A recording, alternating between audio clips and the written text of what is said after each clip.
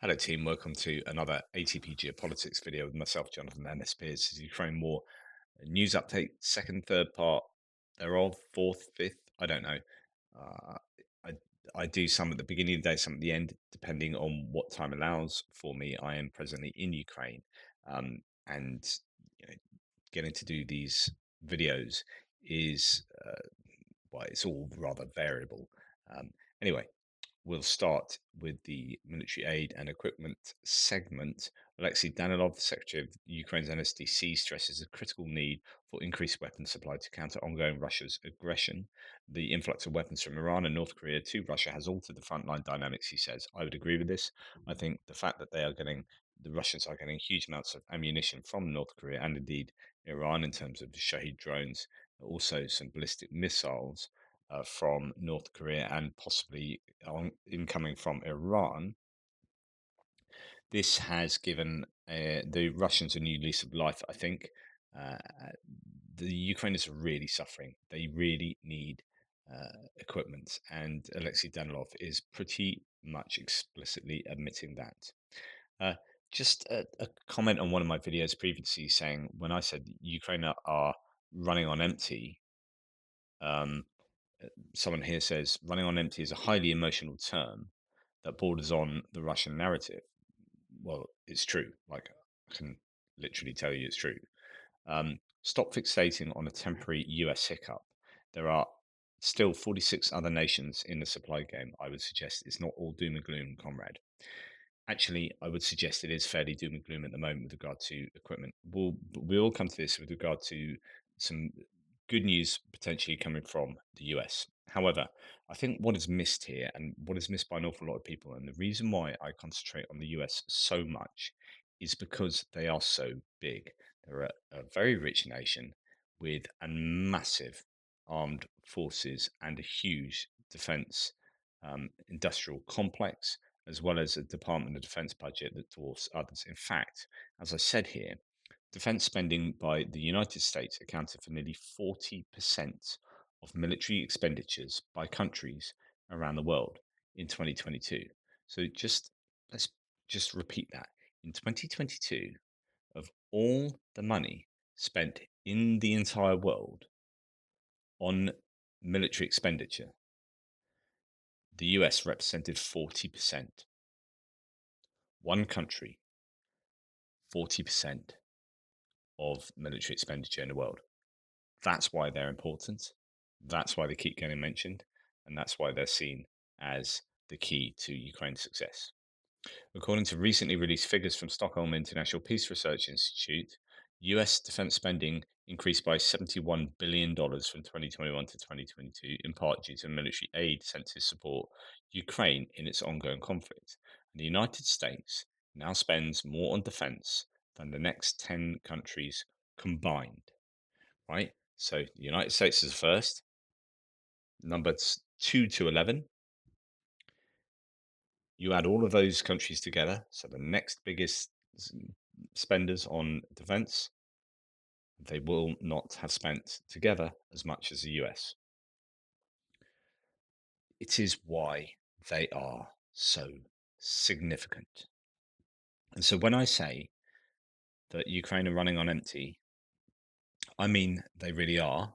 Like, you go and speak to the people. I have had access to, I can't tell you what I've had access to out here, but there's been some interesting access that I probably will never be able to say um, through, Greg and Jenya.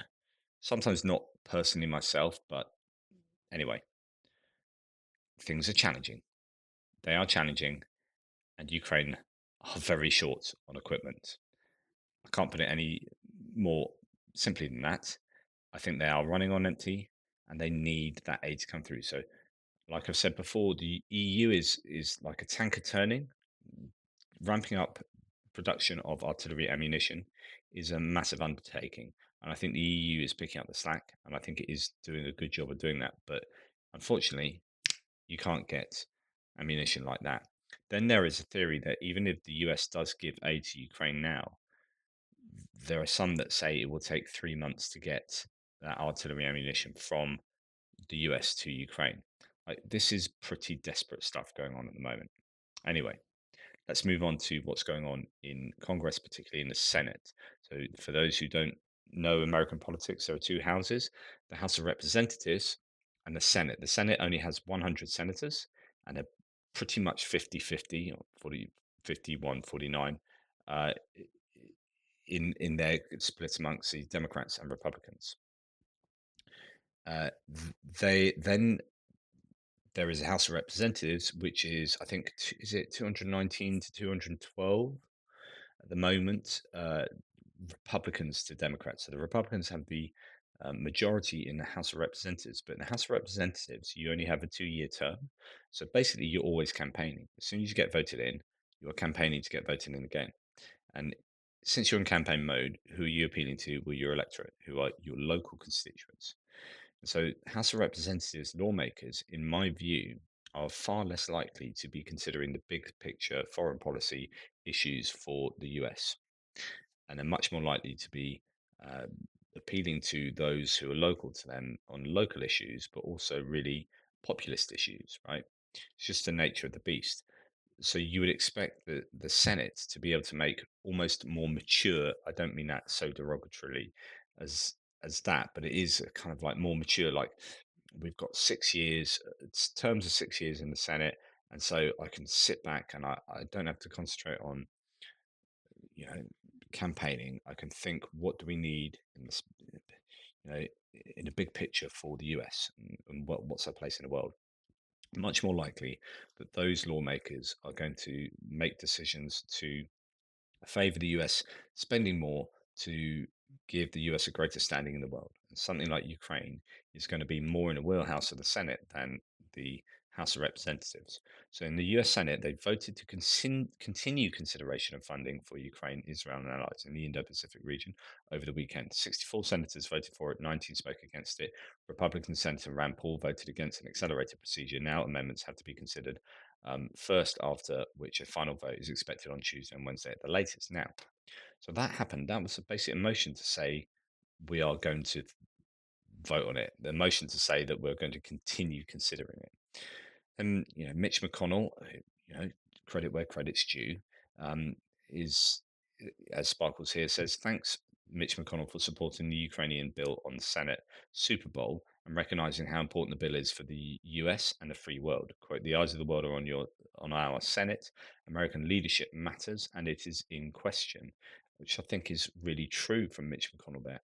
Now, Ukrainian victory is a victory for the whole free world, says this source. Now, what appears to have happened is the deal to give aid to Ukraine is still alive in the US. I think it will be Wednesday for the crucial vote. Still way too late, but they better get this over the line. So, update: Senate took a major step in moving the foreign aid package with assistance for Ukraine and Israel toward final passage in a key vote. The tally was 67 to 27. Still not clear when the final passage vote will take place, but it will be expected sometime next week. So Tuesday, Wednesday. Now, that's a pretty good majority there. I think they needed over 60, and there's talk about being able to do some kind of um, fast tracking. Now, the problem really, as mentioned, is the House of Representatives and what happens there. There are some rumors that they're going to try and split the bill, so you have Israel and you have Ukraine and you have Indo-Pacific.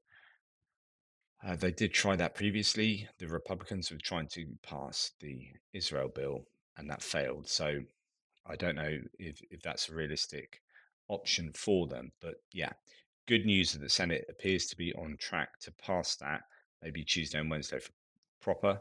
Um, yeah, still concerned though.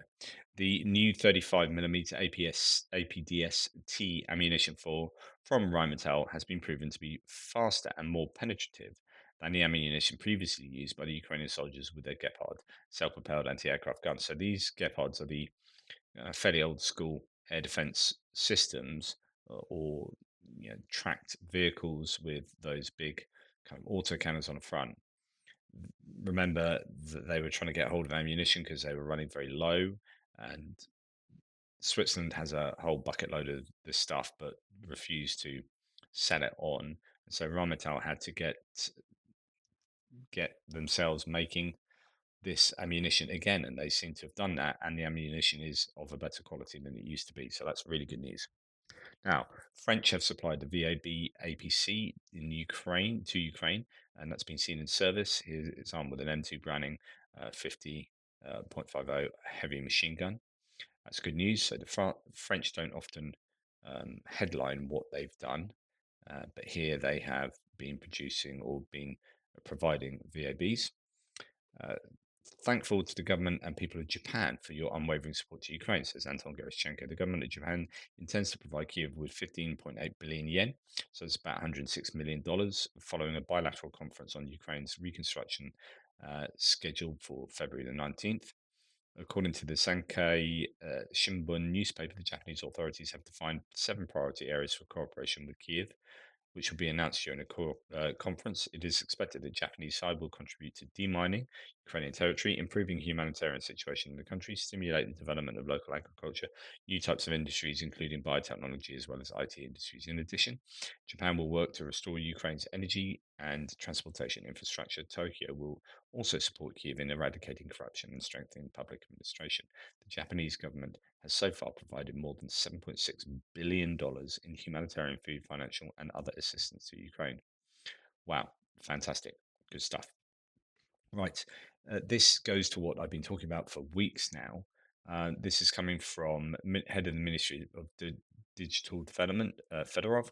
He said, quote, in just 6 months, Ukraine was able to catch up with Russia in the number of long-range kamikaze drones produced.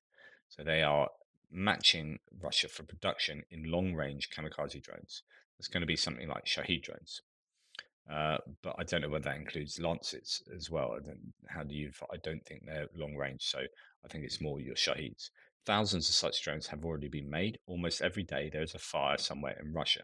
So these are ones being sent into Russia, and the idea is that the Ukrainians are effectively outproducing the Russians now for those, and that is very, very significant if true.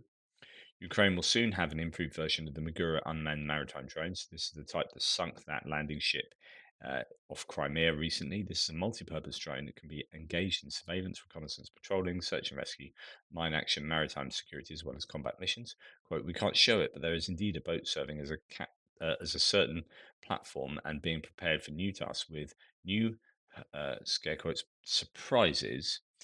Ukraine's Minister of Digital Transformation, Mikhailo Fedorov, said he's a busy man. Right, moving on to some Russian concerns here. Now, this is yet another soldier not from Russia being captured. Ukrainian soldiers from the 46th Separate Air Mobile Brigade captured a Russian mercenary from Sierra Leone near Mariinka. Then, and this is truly worrying, right? And this is being widely reported at the moment. Nepali lawmaker and former Foreign Minister Bimala Rai Pudyal told the upper house of the country's parliament that between 14 and 15,000 Nepalese are fighting in Ukraine on behalf of Russia, citing testimony from men returning from the war zone. If that is true, that is astonishing and incredibly worrying because they are just able, the Russians, to scoop up troops from all around the world who are looking maybe for social mobility, for an opportunity, and using them as cannon fodder. This then, it, it's obviously crypto mobilization allows them not to draw from their own population and sustain a war that is incredibly attritional. And you're thinking, how do they keep going? Well, they keep going by plugging in these people from abroad, partly. Now, to return to the Starlink issue, I reported on this just in my last video and this morning. Elon Musk has come out and said a number of false news reports claim that SpaceX is selling Starlink terminals to Russia. This is categorically false. Now, what's interesting here is actually it's not what people like myself have been saying. It's not about Starlink selling stuff to Russia. It's about Starlink selling stuff to someone, to someone, to someone, to someone, and that ending up in Russia and being used by Russians. That is still happening. What he says doesn't go against that. Now, the question is, can Starlink, should Starlink do anything to stop that happening? Is that a sanctions thing? Okay. But that's really not the issue. So the issue is Starlink being used in occupied territories of Ukraine. Now, he doesn't talk about that. He says very carefully, very, very importantly, he says terminals sold to Russia. And he says, to the best of our knowledge, no Starlinks have been sold directly or indirectly to Russia. So, first of all, to the best of our knowledge, it's a bit vague, or it's a bit like a bit of elbow room there. And it's about selling them. So, anyway, he was then challenged. And then later on, he says, Starlink satellites will not close the link in Russia. Okay. So, they will not close the link in Russia. But then we're talking about occupied territories of Ukraine. The coverage map includes Luhansk, Zaporizhia, Donetsk Oblast at the bottom of Ukraine, and Luhansk at the top. So he's done nothing to answer this issue. And Anton Gerashchenko here says the Ukrainian main intelligence directorate confirmed that the Russians now have Starlink terminals at the front. Yes, quote, yes, cases of use of these devices by Russian occupiers have been recorded. This is beginning to become more systematic, said the department's press representative in the comment to mass media. Earlier, the Ukrainian military reported on social networks about the presence of satellite terminals from Elon Musk's company in the Russian army. According to one of them, Starlink terminals with activated accounts are massively supplied to Russia through Dubai and operate in the occupied territory. Starlink stated that SpaceX does not do business of any kind with the Russian government or its military. It's impossible to officially import a Starlink terminal to Russia, and a satellite network does not work in the country, but Starlink definitely works in the occupied Ukrainian territories, including Crimea. This has been confirmed not only by the Ukrainian military, but also by Russian sellers of Starlink terminals. So they're even like buying these Starlinks from somewhere abroad and saying, buy these because they can be used in these places. Journalists from the Astra Telegram channel found several online stores in RuNet offering Starlink satellite terminals with activated accounts at a price of up to 300,000 rubles with an internet subscription fee of $100 per month or more. Apparently, Starlink is sold in Russia specifically for the needs of the military. Thus, one of the Starlink stores also sells Chinese drones, and the other sells gadgets for tuning weapons. In one of the advertisements, it is stated in plain text that the terminals are being sold, quote, for the special military operation and new territories. And indeed, there's lots of imagery of this. So, this is a huge challenge and it needs to be sorted out, and it's not good enough. And I'm pretty sure it's a sanctions violation. Bit of Yorkshire tea for you there. Well, not for you, for me. Right. Okay. French President Macron, so as we move on to geopolitical issues, postpones a visit to Ukraine, although there's no official confirmation. Challenges magazine suggests, or Challenge magazine suggests that the trip was cancelled for security reasons. This has led to speculation and raised questions from both sides. Putin is not going to negotiate until at least November. This is all coming out of that Tucker Carlson interview with Putin, and then talk about potential negotiations and whatever. Putin hopes that in November Trump will return to power and offer him more favorable conditions. The main obstacle to a truce is reluctance of Ukrainian society to compromise with the invader. Who knew? Who knew they didn't want to give away their entire country? Um, yeah. Uh, Trump's former defense secretary, Mark Esper, warns about the danger of a Trump second term. So I know I keep banging on about this, but it is important because everyone's talking about it. Quote, well, in fact, let's listen to what he says. So this is Mark Esper. Make sure it's on loud enough. Do you fear that if Donald Trump gets back into the White House, that he will essentially give Putin the green light to invade a NATO country? Is that a real prospect that Americans should be worried about? Uh, I wouldn't say it that way. I am concerned. I think it's likely that if he returns to the White House, he will completely cut off support for Ukraine, and and that will begin the slow collapse of the alliance behind Ukraine, and lead to their increased vulnerability against Russia. Further, I think at some point fairly soon he would threaten that if our NATO allies don't live up to their financial commitments, that he would begin withdrawing troops out of their countries, as he ordered me to do with Germany in the summer of 2020. And so again, that will undermine the alliance itself, and really signal weakness and vulnerability to Vladimir Putin. So whether that leads to a conflict or what, I don't know. I hate to hazard a guess, but look, he will proceed along those lines, and it won't just be in Europe. I think he has concerns, deep reservations about our alliance and our relationship with other allies like Japan and Korea. Of course, interesting ramifications. If you do that, you'll also lead to like massive unemployments across the U.S. military. I mean, if you're taking everyone back from abroad, then it's unlikely you're going to house them all in the US. You don't have the bases. Those are the whole strategy, foreign policy strategy.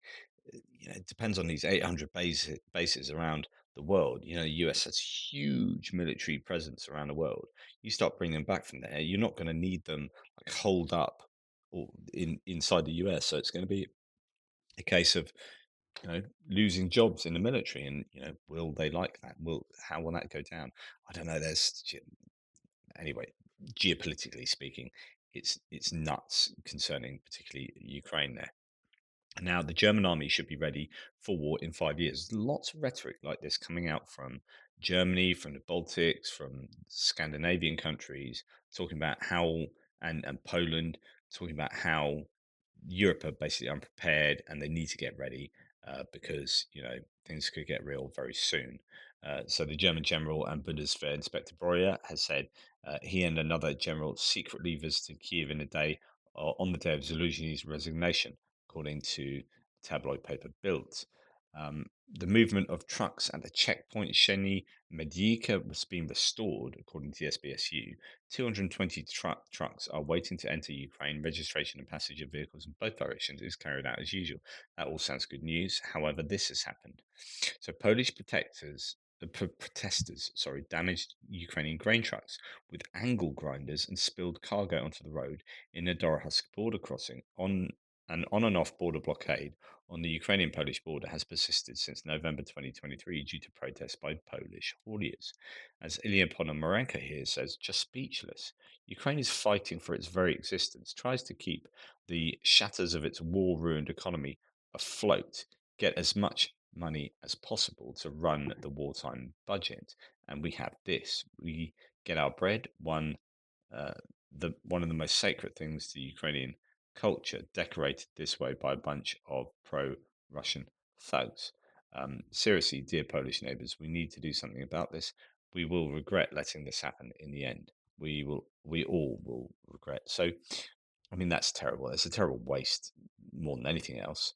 When people are starving in the world, see all that grain just get dumped. But more than that, this is an ongoing issue that absolutely has to be solved. There needs to be some long term solution to this. It can't keep going on and on. Right. Breaking news: with 58% of the votes counted, Alex Stubb is set to win the second round of Finland's presidential election of 2024 and become the country's 13th president. Now, he's a centre right candidate. There will be coalitions. Uh, he's going to be sorry, this is a presidential election. So he's a centre right candidate. The chap representing the left, um, obviously won't has got won't have got as many votes as this chap. But either way, it doesn't really matter. Uh, both candidates. Sorry, I can't get my words out. Both candidates are very strongly in support of Ukraine, as indeed is the nation as a whole. And so Finland, they're nothing to worry about with whomsoever takes on the role of president. And then finally, Russia's economy will collapse if the war ends. There's lots of talk about the Russian economy doing quite well at the moment, and the Russians singing and dancing about this. But as I said earlier, there's a very real, well, it's highly probable that it's artificially boosted by the wartime economy footing and by lots of things that the Kremlin is doing. That might eventually sort of come back and bite them on the backside if they kind of completely chew through their reserves, so on and so forth. But anyway, here, Nexus says Russia's economy will collapse if the war ends. Russia's current economic growth is based solely on weapons, but economic growth based on war is not sustainable, according to Michael Rochlitz, professor of Russian, Eastern European, and Eurasian economics at St. Antony's College, University of Oxford. Quote, the Russians have created weapons that are destroyed in Ukraine so that they can create new ones. Every potential shell to be produced is initially seen as a positive for economic growth, but this is not an investment in the future. This economy will collapse when the war is over, he said. It was for this reason that the economy of the Soviet Union collapsed at one time, according to the professor. So, yeah, there is that. Right, that's enough from me. I'm going to see if I can get on to the frontline update, as I think that needs to be done. In the meantime, take care. Speak soon.